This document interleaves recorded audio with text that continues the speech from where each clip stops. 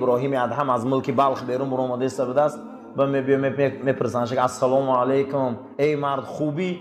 میگه خوبم. میگه یا جای آوردی در کارای ما؟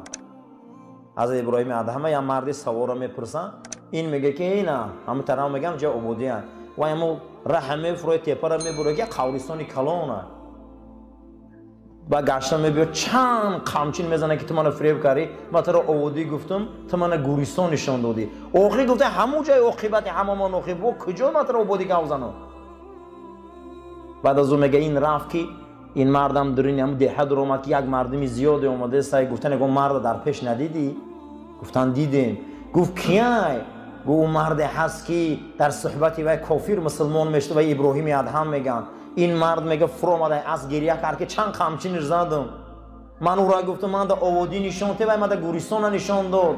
ای مردم این آبادی همش عاقبت